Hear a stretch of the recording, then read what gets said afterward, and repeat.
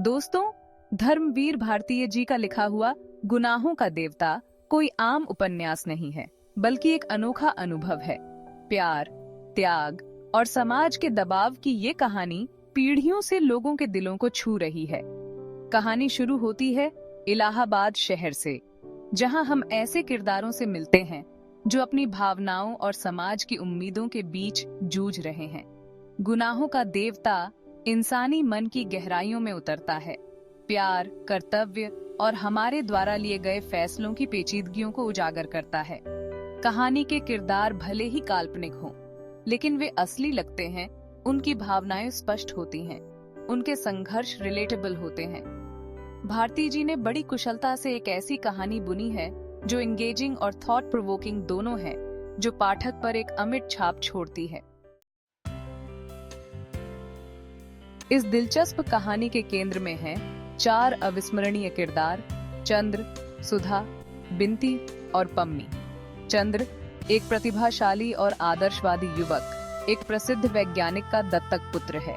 वह खुद को प्यार और खुशी के लायक नहीं समझता, एक हीन भावना से ग्रस्त है। सुधा, चंद्र की बचपन की दोस्त, एक उत्साही और स्वतंत्र महिला है जो आधुनिकता का प्रतीक है।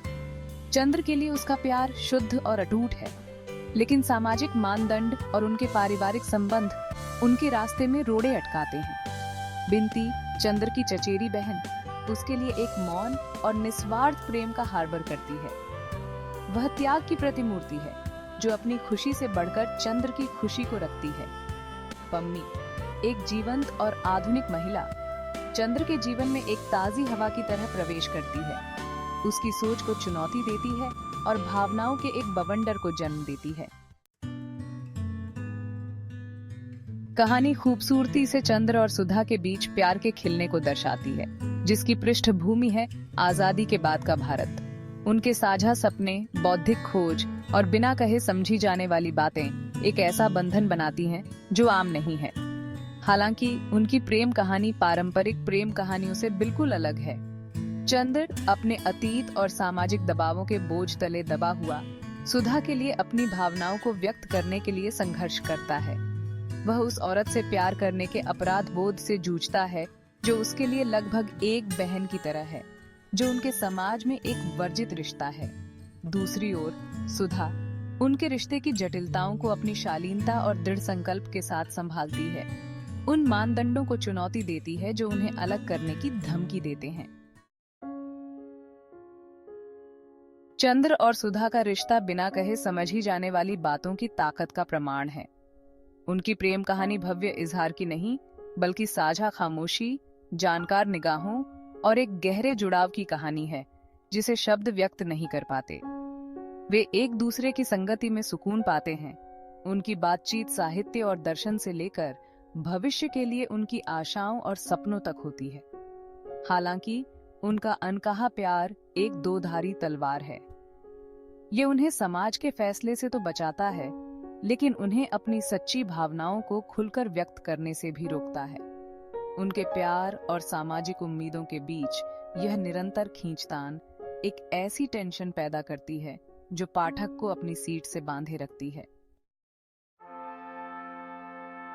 भाग 5, बिंती का मौन बलिदान, प्रेम की अनकही भाषा।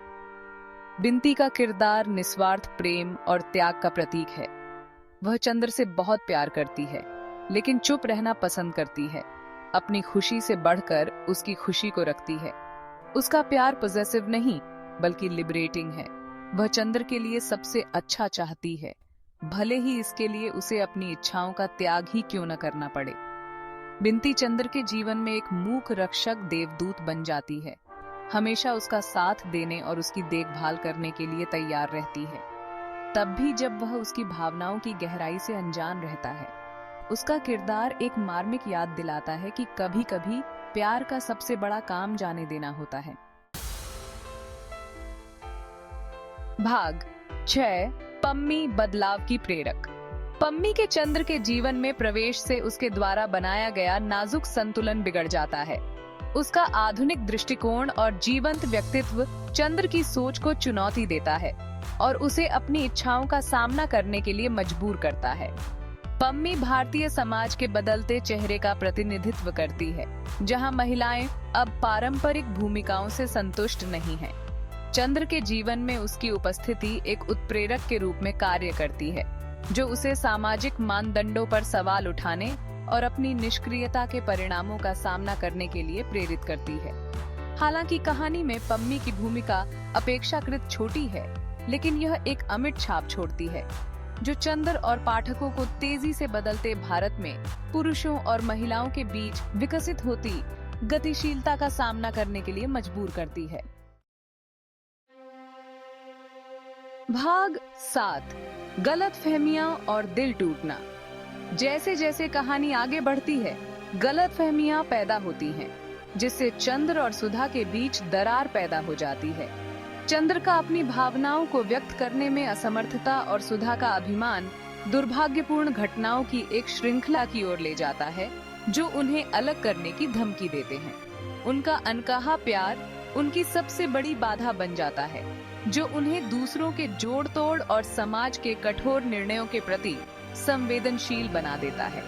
उनके अलग होने का दर्द न केवल किरदारों के लिए, बल्कि पाठक के लिए भी स्पष्ट है।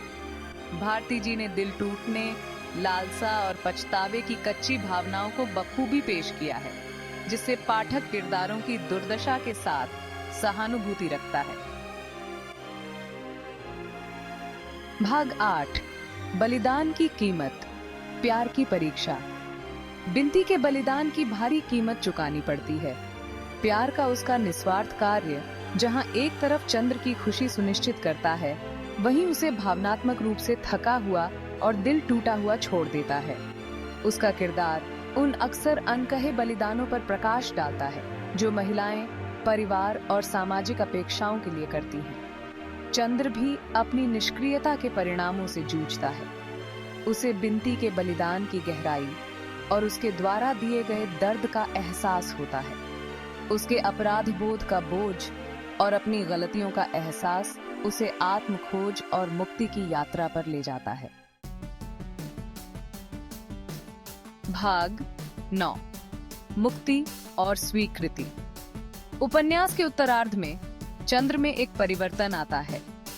वह अपने अपराध बोध को दूर करने और अपनी सच्ची भावनाओं का सामना करने लगता है। उसे सुधा के लिए अपने प्यार की गहराई और उसके द्वारा किए गए बलिदानों का एहसास होता है। वह बिंती के निस्वार्थ प्रेम और उसके द्वारा दिए गए दर्द को भी स्वीकार करता है।